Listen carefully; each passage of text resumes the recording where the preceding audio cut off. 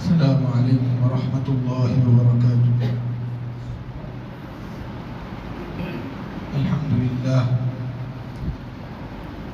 الحمد لله نحمده ونستعينه ونستغفره ونؤمن به ونتوكل عليه ونعوذ بالله من شرور أنفسنا ومن سيئات أعمالنا. من يهده الله فلا مضل له ومن يضلله فلا هادي له. ونشهد أن لا إله إلا الله وحده لا شريك له ونشهد أن سيدنا ونبينا ومولانا محمدا عبده ورسوله. أما بعد،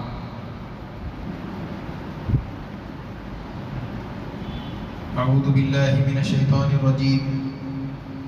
بسم الله الرحمن الرحيم. اليوم نختم على أفواههم وتكلمنا أيديهم وتشهد أرجلهم بما كانوا يكسبون. صدق الله العظيم.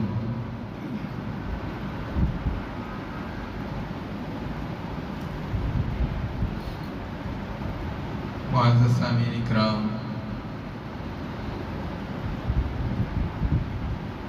اللہ تبارک و تعالی نے انسان کو بے شمار نعمتوں سے نوازا ہے. انسان پر اللہ تعالیٰ کی نعمتیں بارش کی طرح سے برستی ہیں.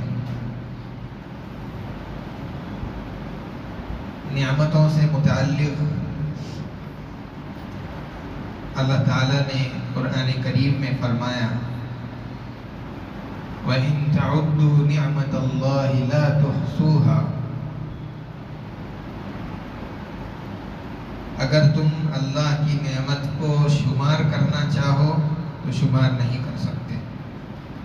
اتنی زیادہ اللہ کی نعمتیں انسان پر برس رہی ہیں.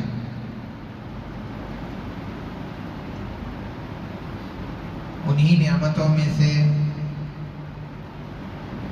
عقل بھی ایک اللہ کی نعمت ہے. آدمی کو عقل ہو تو سوچتا ہے، سمجھتا ہے اور اس کے مطابق کام انجام دیتا ہے. لیکن اگر اللہ تعالیٰ انسان کو عقل سے محروم کر دے تو پھر وہ نہ کچھ کوئی بات سمجھ سکتا ہے، نہ سوچ کر کے کوئی بات کہہ سکتا ہے، اور نہ ہی اپنی عقل کو استعمال کر کے کوئی کام انجام دے سکتا ہے. اسی طریقے سے زبان بھی اللہ کی ایک نعمت ہے.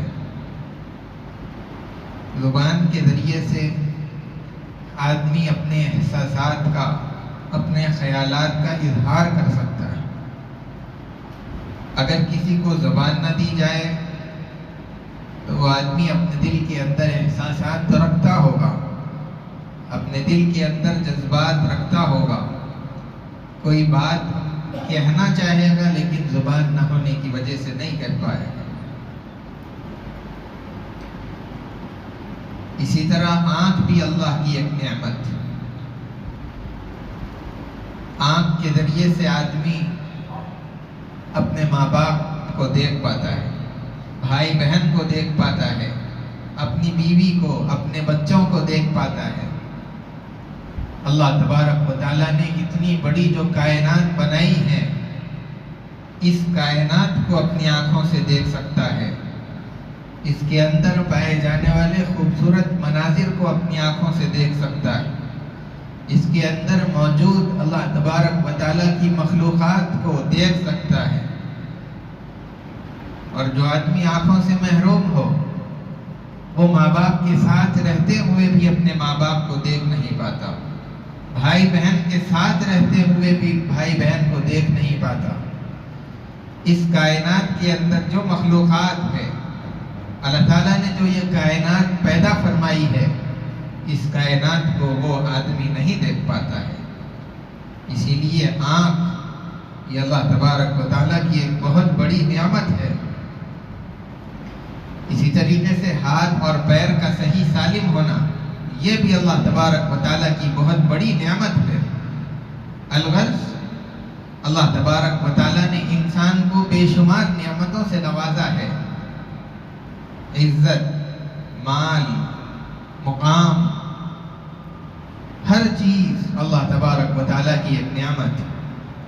جو بندہ اللہ تبارک و تعالیٰ کی نعمت کا شکریہ ادا کرتا ہے، شکر گزاری کے ساتھ میں زندگی گزارتا ہے، اللہ تعالیٰ اس کی نعمت میں اضافہ کرتے ہیں، اور حقیقت میں شکر گزاری کرنے والے، فرمانبرداری کرنے والے ہی حقیقت میں انسان ہے۔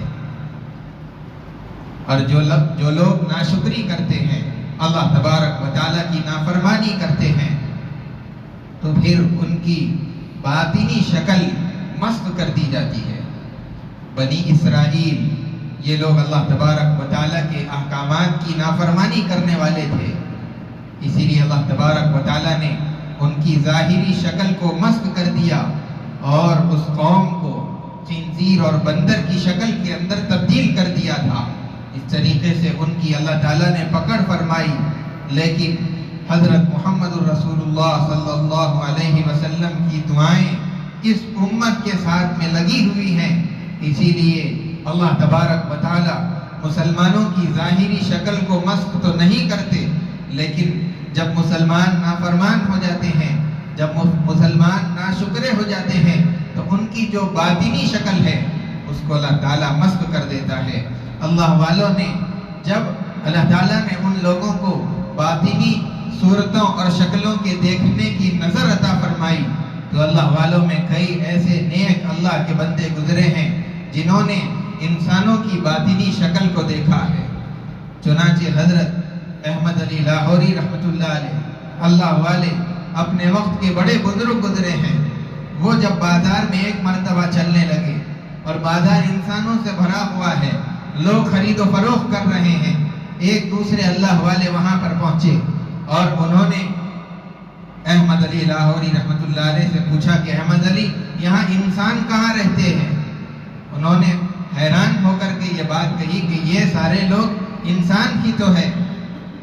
ان اللہ والوں نے جواب دیا کہ کیا یہ سارے جو موجود ہیں یہ انسان ہے؟ یہ کہتے ہوئے ان کے باطن پر ایک ایسی نظر ڈالی جس کے نتیجے میں جب احمد علی لاہوری نے بازار کے اندر نظر دوڑائی، کتے، بلی اور خنزیر نظر آ رہے ہیں، مختلف جانور نظر آ رہے ہیں اور بہت کم انسان نظر آتے ہیں۔ گویا کہ اللہ تبارک و تعالیٰ نے حضرت احمد علی لاہوری رحمۃ اللہ علیہ کے اوپر انسانوں کی باطنی شکل کو واضح کر دیا، کھول دیا تھا، جس کے نتیجے میں ان کو یہ منظر نظر آیا۔ اسی طریقے پر حضرت شاہ عبدالعزیز محدث دہلوی رحمۃ اللہ علیہ، جو شاہ ولی اللہ صاحب محدث دہلوی رحمۃ اللہ علیہ کے بیٹے ہیں، بڑے وقت کے اللہ والے اور اس وقت کے بڑے محدث گزرے ہیں۔ چنانچہ ان کا یہ معمول تھا کہ ہفتہ بھر تو اپنے علمی مصروفیت کے اندر مشغول رہتے، جمعہ کے دن جب نکلتے، ان کے مریدین، ان کے چاہنے والے جب دہلی کی جامع مسجد کے اندر خطبہ دینے کے لیے تشریف لاتے، دونوں طرف میں ان کے محبین اور چاہنے والے کھڑے ہو جاتے اور ان کے دیدار کے لیے بےتاب انتظار کرتے رہتے۔ لیکن آخری زمانے میں جب زندگی کے آخری لمحات اور آخری ایام شروع ہوئے، چنانچہ انہوں نے اپنے کپڑے کو اپنے چہرے سے اس طرح باندھنا شروع کر دیا کہ جس کی وجہ سے ان کھڑے ہونے والوں کو آپ کا چہرہ بھی نظر نہیں آتا تھا۔ حضرت کے ایک خاص خادم تھے، انہوں نے حضرت سے کہا کہ یہ لوگ پورا ہفتہ بھر آپ کے دیدار کے لیے، آپ کی ایک جھلک کے دیکھنے کے لیے انتظار میں رہتے ہیں، اور آپ جب جمعہ کے لیے نکلتے ہیں تو اپنے رومال کو اس طرح باندھ رہے ہیں کہ چہرہ بھی نہیں نظر آ رہا ہے، یہ بےتاب ہے، دیکھنے کے لیے منتظر ہے، آپ اپنا تھوڑا سا کپڑا ہٹا دیجئے۔ حضرت نے اپنا رومال اتارا اور اس خادم کے سر پر ڈال دیا۔ اس برکت سے اللہ تبارک و تعالیٰ نے، وہ خادم ضعیف تھے، ان کو بھی وہ سارے شکلیں دکھائی جو باطن کے اندر انسانوں کی موجود تھی۔ وہ دیکھتے ہیں کہ کتے، بلیاں اور مختلف جانوروں کی شکلیں نظر آ رہی ہے، انسان کوئی نظر نہیں آتا۔ اسی لیے حضرت نے یہ رومال ڈالنے کے بعد میں اپنے خادم سے کہا کہ اسی لیے میں یہ جانوروں کو دیکھ رہا ہوں اور ان کی حقیقی جو شکل ہے مجھے نظر آ رہی ہے، اسی اسی لیے اب میں نے کسی کو دیکھنے سے اپنی نظر کو چھپا لیا اور میں اپنے کپڑے کو اپنے اوپر سے ڈال کر کے ان کے بیچ میں سے جلدی گزر جاتا ہوں۔ تو اللہ تبارک و تعالیٰ انسان کی جو حقیقی اور باطنی شکل ہوتی ہے، بعض اللہ والوں پر اس کو کھول دیتے ہیں، واضح فرما دیتے ہیں۔ اسی لیے آدمی کو اللہ تبارک و تعالیٰ کے احکامات کا مطیع فرما بردار ہو کر کے زندگی گزارنا چاہیے۔ اور اللہ تبارک و تعالیٰ نے ہم پر، انسانوں پر جو نعمتیں دی ہیں، بخشی ہیں، عطا کی ہیں، شکر گزار بن کر کے اس کا شکریہ ادا کرتے ہوئے آدمی کو زندگی گزارنی چاہیے۔ جو لوگ اللہ تبارک و تعالیٰ کی فرما برداری کے ساتھ میں زندگی گزارتے ہیں، ان لوگوں پر اللہ تعالیٰ کی خاص رحمت، خاص نظر اور برکت اس کی طرف سے دی جاتی ہے۔ چنانچہ حضرت ایک اللہ والوں نے اپنی کتاب کے اندر ایک خاتون کا واقعہ لکھا ہے، جس کے بارے میں خود اس خاتون کے بیٹوں نے یہ بتایا کہ ہماری والدہ 20 سال سے اپنی زبان سے صرف قرآن کریم کے کلمات اور الفاظ کو نکالتی ہے، اس کے علاوہ دوسری کوئی بات ان کی زبان سے نہیں نکلتی۔ ایسے امتی بھی اس امت کے اندر، ایسے مسلمان بھی، ایسی خواتین بھی اور ایسے مرد حضرات بھی گزرے ہیں جن کے نام اعمال کے اندر 20 سال سے صرف کلام اللہ کا ثواب اور نیکیوں کا ثواب ہی لکھا جا رہا ہے، گناہ لکھنے کی کبھی نوبت نہیں آئی اور کوئی موقع ان کی زندگی کے اندر 20 سال سے گناہ کے لکھنے کا نہیں گزرا۔ اس طریقے پر ان لوگوں نے اپنی زندگی کو گزارا، اللہ تبارک و تعالیٰ کی نعمتوں پر شکر گزاری، اللہ کے احکامات کی پابندی کے ساتھ میں وہ لوگ زندگی گزارنے والے ہیں۔ تقوی آدمی کو اپنی زندگی کے اندر اختیار کرنا چاہیے۔ جو آدمی تقوی اختیار کرتا ہے، اللہ تعالیٰ کی خصوصی نظر، اللہ تعالیٰ کی خصوصی رحمت اس بندے پر رہتی ہے۔ چنانچہ ایک فقیر آدمی، غریب آدمی تھے، کسی نہر کے کنارے چل رہے تھے، بھوک لگی، چلتے چلتے انہوں نے نہر کے اندر دیکھا کہ ایک سیب بہتا ہوا آ رہا ہے، سیب اٹھا کر کے کھا لیا۔ بعد میں خیال آیا کہ یہ سیب تو میرا نہیں تھا اور میں نے مالک سے اجازت نہیں مانگی، پتہ نہیں یہ کس کا سیب تھا۔ چنانچہ نہر کے کنارے چلتے گئے، ایک باغ کے کنارے پر پہنچے، وہاں دیکھتے ہیں کہ ایک سیب کا درخت ہے جو نہر کے اوپر اس کی شاخیں لٹکی ہوئی ہے اور سیب اس پر لگے ہوئے ہیں۔ ان کو یقین ہو گیا کہ یہ یقیناً اس درخت سے گرنے والا سیب ہوگا جو میں نے کھا لیا ہے۔ مالک کے گھر پہنچے، اس سے معافی مانگنے لگے، اس سے کہے کہ میں فقیر آدمی ہوں، میرے پاس سیب کی قیمت دینے کے لیے کوئی چیز نہیں ہے، آپ مجھے معاف کر دیجیے، مجھے بھوک لگی تھی جس سے مجبور ہو کر کے میں نے اس سیب کو کھا لیا ہے۔ چنانچہ مالک نے کہا کہ اب اس کی معافی کی کوئی صورت نہیں ہے، میں تم کو معاف نہیں کروں گا، قیامت کے روز میں آ کر کے میں تم سے وہ سیب کا حساب لوں گا۔ انہوں نے بہت منت سماجت کی لیکن مالک ماننے کے لیے تیار نہیں ہوا۔ پھر انہوں نے خود پوچھا کہ اس کے معافی کی کیا شکل ہو سکتی ہے، آپ ہی بتا دیجئے۔ اس آدمی نے کہا کہ میں ایک شرط پر تمہیں معافی دینے کے لیے تیار ہوں، تم میری لڑکی سے، میری بیٹی سے نکاح کر لو، اور وہ بیٹی ایسی ہے جو آنکھوں سے اندھی ہے، کانوں سے بہری ہے اور چلنے سے معذور ہے، اور اس طرح سے بہت سارے عیوب اس کے گنا دیے۔ چنانچہ انہوں نے یہ سوچا کہ اگر میں اس سے نکاح کر لیتا ہوں تو یہ زندگی تو مختصر ہے، کسی طرح گزر جائے گی، لیکن قیامت میں اللہ کے سامنے کھڑے ہو کر کے اس سیب کا حساب دے دینا یہ میرے لیے بہت مشکل ہے۔ اس کے لیے راضی ہو گئے، چنانچہ ان دونوں کا نکاح کرا دیا گیا۔ اب رات میں جب یہ اپنی بیوی کے پاس جاتے ہیں، وہاں جا کر کے دیکھتے ہیں ایک حسین و جمیل خاتون بیٹھی ہوئی ہے، صحیح سالم ہے، کوئی عیب اور کوئی خرابی اس کے اندر نہیں ہے جو باپ نے بتائی تھی۔ چنانچہ اس لڑکی سے انہوں نے صرف اتنا پوچھا کہ کیا تم اس باپ والے کی بیٹی ہو؟ اس نے کہا کہ ہاں میں اسی کی بیٹی ہوں، میری کوئی بہن نہیں۔ یہ سمجھے کہ شاید اس کی بہن کے بارے میں کہا گیا تھا، لیکن وہ بھی پوچھنے پر اس نے بتایا کہ میں اپنے باپ کی اکلوتی بیٹی ہوں۔ رات تو گزار لی، دوسرے دن جب مالک کے پاس آتے ہیں جو ان کے سسر تھے، آ کر کے پوچھا کہ تم نے تو ایسا بتایا تھا اور لڑکی تو بالکل الگ نکلی۔ باپ کے مالک نے یہ بات بتائی کہ میری بیٹی جس کے بارے میں نے تمہیں بہت ساری باتیں بتائی تھی، میں نے اس لیے کہا تھا کیونکہ میری بیٹی نے آج تک کسی نامحرم کی طرف نظر اٹھا کر کے نہیں دیکھا، اسی لیے میں نے اس کو اندھی بتایا تھا۔ کسی نامحرم کی آواز کو کان لگا کر کے نہیں سنا، میں نے اسی لیے اس کو بحری بتایا تھا، اور گھر کے باہر میری اجازت کے بغیر اس نے کبھی بھی قدم نہیں رکھا، اس لیے میں نے اس کو لنگڑی اور لولی بتلایا تھا۔ یہ سارے عیوب کے وجوہات بتاتے چلے گئے۔ چنانچہ جب ان کا نکاح ہو گیا اور زندگی گزارنے لگے، جب زندگی آگے چلی تو اس کا نتیجہ یہ ہوا کہ اللہ تعالیٰ نے ان کو ایک لڑکے سے نوازا، اور اس لڑکے کا نام ان لوگوں نے نعمان رکھا، جس کے ہم اور آپ مقلد ہیں۔ آگے چل کر کے پوری دنیا نے ان کو امام اعظم ابو حنیفہ کے نام سے جانا ہے۔ تو تقوی کا اثر یہ ہوتا ہے، جب ماں باپ کس طرح متقی ہوتے ہیں تو پھر بیٹا تو نعمان بنے گا، اور امام اعظم جو وقت کا امام ہے، ویسے لڑکے تقوی کے نتیجے کے اندر اللہ تبارک و تعالیٰ نوازتے ہیں۔ اسی لیے اپنی زندگی کے اندر آدمی کو تقوی پیدا کرنے کی ضرورت ہے۔ جو بھی اعمال آدمی کرتا ہے اس کے نام اعمال کے اندر لکھ لیے جاتے ہیں، لیکن آدمی کو اس بات سے غافل نہیں رہنا چاہیے کہ اس کا صرف ایک ہی نام اعمال ہے اور وہی اس کے لیے گواہ ہے۔ نہیں، بلکہ جو بھی اعمال آدمی کرے گا، چاہے عمل اچھا ہو چاہے عمل برا ہو، دونوں کے لیے 8 گواہ ہیں جو قیامت کے روز اس کے حق میں گواہی دیں گے یا اس کے خلاف میں اللہ کے دربار میں کھڑے ہو کر کے گواہی دیں گے۔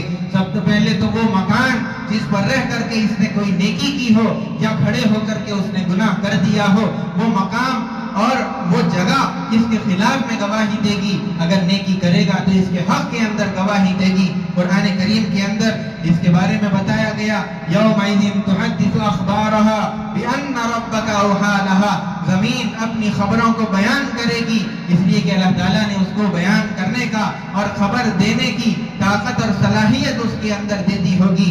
اسی طریقے پر جس وقت کے اندر میں آدمی جو کام کرے گا، نیک کام کرے گا، تو وہ دن جس کے اندر وہ نیکی ہوئی ہے اس کے حق میں گواہی دے گا۔ اور اسی طریقے پر جو رات جس کی تاریکی کے اندر اس نے اپنا منہ کالا کیا، جس کے اندر اس نے گناہ کیا یا اللہ کے سامنے کھڑے ہو کر کے آہوداری کی، اس کے سامنے مصلی پر کھڑا رہا، وہ رات اس کی نیکی کے بارے میں یا اسی طریقے سے اس کے گناہ کے بارے میں اللہ کے دربار کے اندر گواہی دینے والے ہیں۔ اسی لیے اپنی رات کو اور اپنے دن کو نیکیوں سے مزین کرو، گناہوں سے پاک صاف کر لو، تاکہ یہ رات اور یہ دن کل کے روز قیامت میں آپ کے حق میں گواہی دینے والے بن جائیں۔ اسی طریقے پر جس زبان سے آدمی بات کرتا ہے، اچھی بات زبان سے نکالے گا تو یہ بات اس کو جنت کے قریب کر سکتی ہے، اور اگر کوئی ایسا جملہ جو اللہ کو ناراض کرنے والا ہو زبان سے نکلے گا تو یہی جملہ اس کو جہنم کا ایندھن بنانے کے لیے کافی ہو سکتا ہے۔ اسی لیے بدن کے جو اعضاء ہیں یہ زبان سے کہتے ہیں کہ اگر تو صحیح سالم رہی تو ہم بھی صحیح سالم رہیں گے، اور اگر تو بگڑ گئی تو ہمارا نتیجہ، ہمارا انجام، ہماری آخرت خراب ہو سکتی ہے۔ زبان بڑی چھوٹی ہے لیکن اس کے جو گناہ ہیں بڑے بڑے ہیں۔ کفر اسی زبان سے ہوتا ہے، شرک اسی زبان سے ہوتا ہے، غیبت اور جھوٹ اسی گناہ سے، اور بہتان اسی زبان سے، مختلف زبان سے ہونے والے گناہ جو ہم سے آج ہو رہے ہیں، کل کے روز قیامت میں یہی زبان ہمارے خلاف میں اللہ کے دربار میں گواہی دینے والی ہے۔ اسی لیے اس زبان کا صحیح استعمال ہو، اس کے ذریعے سے ذکر ہو، اس کے ذریعے سے درود و سلام کا نذرانہ حضور کی بارگاہ میں پیش کیا جائے، اس کے ذریعے سے قرآن کی تلاوت کی جائے، اس کے ذریعے سے کمزوروں کو سہارا اور ان کو تسلی دی جائے، اور اسی طریقے سے زبان کو نیک کاموں کے اندر، نیک بولنے کے اندر استعمال کرنا چاہیے۔ اللہ کے رسول صلی اللہ علیہ وسلم نے ایک صحابی کو یہ نصیحت فرمائی تھی کہ اپنی زبان کھولو تو خیر کی بات اس سے نکالو، ورنہ خاموش رہا کرو، اس لیے کہ یہ زبان آپ کے خیر کی بھی گواہی دینے والی ہے اور برائی کی بھی گواہی دینے والی ہے، اسی لیے اس کا صحیح استعمال ہونا چاہیے۔ اور اسی طریقے پر بدن کے جو دوسرے اعضاء ہیں وہ بھی کل قیامت کے روز میں آپ کے حق میں یا آپ کے خلاف میں اللہ کے دربار کے اندر گواہی دینے والے ہیں۔ قرآن کریم نے کہا اليوم نختم على افواہہم، منہ اس روز بند کر دیے جائیں گے، وتکلمنا ایدیہم، ہاتھ اس روز بات کریں گے، ہاتھ سے کیا گناہ کیا، کیا ناجائز چیز کو پکڑا تھا اور کہاں کہاں پر اس کو استعمال کیا تھا، کس کا مال ناحق لے لیا تھا اور کس کو ناحق تھپڑ مار دیا، کس کو ناحق ایذا پہنچائی اور ستا دیا۔ اسی طریقے سے آگے اللہ نے فرمایا وَتُكَلِّمُنَا أَيْدِيهِمْ وَتَشْهَدُ أَرْجُلُهُمْ بِمَا كَانُوا يَكْسِبُونَ، ان پیروں کو کن کن راستوں کے اندر استعمال کیا گیا، غلط راستے پر جانے میں، غلط جگہ پہنچنے میں، چاہے وہ کوئی بھی جگہ ہو، اور اگر مسجد کے آنے میں استعمال کیا جائے گا تو یہ پیر آپ کے نمازی ہونے کی گواہی دیں گے۔ اللہ کے قریب ہونے کے لیے آپ نے اگر ان پیروں کو استعمال کیا تو وہ گواہی یہ پیر اور یہ ہاتھ اللہ کے دربار کے اندر دینے والے ہیں۔ اپنے بدن کے اعضاء کا صحیح استعمال ہونا چاہیے تاکہ یہ اللہ کے دربار کے اندر آپ کے حق میں گواہی دینے والے بن جائیں۔ اور دوسرا یہ اللہ تعالیٰ نے نام اعمال کے لکھنے کے واسطے 2 فرشتوں کو متعین فرمایا ہے۔ جو بھی آپ عمل کرتے ہیں وہ فرشتے لکھتے ہیں۔ قرآن کریم نے ان کے متعلق فرمایا وَإِنَّ عَلَيْكُمْ لَحَافِظِينَ كِرَامًا كَاتِبِينَ يَعْلَمُونَ مَا تَفْعَلُونَ۔ جو کچھ کرتے ہیں فرشتے جانتے ہیں، معزز لکھنے والے فرشتے ہیں۔ جو بھی آپ عمل کریں گے کوئی عمل ان کی نگاہوں سے چھپا ہوا نہیں ہے۔ وہ فرشتے بھی قیامت کے روز اللہ کے دربار میں اگر نیکی کا عمل ہوگا تو آپ کے حق میں گواہی دیں گے، اور اگر گناہ کریں گے تو آپ کے خلاف میں اللہ کے دربار میں کھڑے ہو کر کے گواہی دینے والے بنیں گے۔ اور اسی طریقے پر آپ کا جو نام اعمال ہے وہ تو آپ کی کھلی ہوئی کتاب کی طرح قیامت کے روز آپ کے سامنے ہوگا۔ ہر عمل اس کے اندر لکھا ہوا ہوگا۔ جب کوئی آدمی قیامت کے روز میں اپنے نام اعمال کو دیکھے گا اس کے اندر ہر چیز لکھی ہوئی ہوگی۔ آدمی کی زبان سے نکل جائے گا ما لہذا الکتاب، اس کتاب کو کیا ہو گیا، لا یغادر صغیرۃ ولا کبیرۃ الا احصاها، نہ کوئی چھوٹا عمل چھوڑ دیا گیا نہ کوئی بڑا عمل چھوڑا گیا، سب کچھ اس کے اندر لکھ دیا گیا ہے۔ اس کتاب کو کیا ہو گیا، اور آدمی کی زبان سے یہ بات نکلے گی۔ اور اسی طریقے پر جس کے سیدھے ہاتھ میں نام اعمال مل جائے وہ بڑا خوش و خرم دوسروں کو دکھاتا پھرے گا، مجھے معلوم تھا کہ مجھے حساب دینا ہے، اللہ کے سامنے ایک روز حاضر ہونا ہے، اسی لیے میں نے اچھی زندگی گزاری تھی۔ اور جس کے بائیں ہاتھ میں نام اعمال ملے گا پچھتائے گا، سوچے گا کہ ہائے میں مٹی ہو جاتا، میں دوبارہ اٹھتا ہی نہ، مجھے اٹھایا ہی نہ جاتا، اس طریقے سے افسوس کرے گا۔ لیکن اس کا افسوس کرنا اس دن اس کے کوئی کام آنے والا نہیں ہے۔ یہ دنیا کی زندگی آدمی کو دی گئی ہے آخرت کے بنانے کے لیے۔ ایک موقع ہمارے پاس موجود ہے، جب تک زندگی ہے موقع چلتا رہے گا، لیکن جیسے ہی سانس ختم ہوگی آپ کا موقع آپ کے ہاتھ سے جائے گا۔ اسی لیے اس موقع کو غنیمت سمجھتے ہوئے آدمی اپنی زندگی کو صحیح کرے، آخرت کی طرف رجوع ہو جائے۔ اور ایک گواہ اللہ کے رسول صلی اللہ علیہ وسلم ہوں گے جو ہمارے اعمال کے بارے میں گواہی دیں گے۔ ہر جمعرات کے روز میں اللہ کے رسول صلی اللہ علیہ وسلم کے سامنے امت کے اعمال پیش کیے جاتے ہیں، اور ہمارا کوئی نیک عمل ہوگا تو اس سے حضور کو خوشی ہوتی ہوگی، اور اگر کوئی گناہ والا عمل ہوگا تو اس کے ذریعے سے اللہ کے رسول کو تکلیف ہوتی ہوگی، دل آزاری ہوتی ہوگی۔ اسی لیے ہمارا کوئی ایک عمل بھی ایسا نہیں ہونا چاہیے جس سے اللہ کے رسول کو تکلیف ہو، آپ کا دل تنگ ہو جائے ہمارے متعلق، ایسا کوئی عمل ہمارے نام اعمال میں نہیں رہنا چاہیے۔ آخری گواہ خود رحمان ہیں اور خود پروردگار عالم ہیں جو ہمارے متعلق جانتے ہیں، سب کچھ وہ دیکھ رہا ہے، لیکن پھر بھی دنیا کے اندر ڈھیل دے رہے ہیں، چھوڑ رہے ہیں، اس لیے کہ ایک دن بندوں کے آنے کا، ان کے حساب کا طے کر دیا گیا ہے۔ اور آدمی گناہ کرتے ہوئے یہ دیکھتا ہے کہ کوئی بچہ تو نہیں دیکھ رہا، کوئی انسان تو نہیں دیکھ رہا، کوئی کہیں سے جھانک تو نہیں رہا، لیکن اس کو یہ بات یاد نہیں، وہ اس بات سے غافل ہو گیا ہے کہ تم اگر بند کوٹھریوں کے اندر ایسے کمرے میں جہاں پر کوئی کھڑکی نہیں، کوئی دروازہ نہیں، اس اندھیرے کمرے کے اندر بھی گناہ کرتے ہو تو پروردگار کی نگاہوں سے نہیں چھپ سکتے۔ ایسا پروردگار بھی قیامت کے روز آپ کے اعمال کے بارے میں گواہ رہے گا۔ اسی لیے ہم اللہ تبارک و تعالیٰ کی نعمتوں کو، اور خاص طور سے جو اعضائے بدن ہم کو دیے گئے ہیں اللہ کی طرف سے نعمت کے طور پر، اس کو صرف ان اعمال کے اندر استعمال کرنا چاہیے جو اللہ کی رضا کو اپنی طرف مائل کرنے والے ہوں، جو اللہ کی مدد کو مسلمانوں کی طرف کھینچنے والے ہوں، اللہ کے غصے کو ٹھنڈا کرنے والے ہوں۔ صرف ایسے اعمال کو اپنی زندگی کے اندر جگہ دینی چاہیے، اور اپنی زندگی کو اللہ کی نافرمانی سے، اللہ کے رسول صلی اللہ علیہ وسلم کی پیروی کو چھوڑنے والے اعمال سے اپنے کو دور رکھنا چاہیے۔ اللہ تبارک و تعالی ہم تمام کو سیدھے راستے پر چلائے، اللہ تعالیٰ اپنی رضا عطا فرمائے، سنتوں کا پابند بنائے۔ وصلی اللہ وسلم علی سیدنا محمد وعلی آلہ واصحابہ اجمعین، وآخر دعوانا الحمدللہ رب العالمین۔ جو حضرات سنت نہیں پڑھے سنت پڑھ لیجیے۔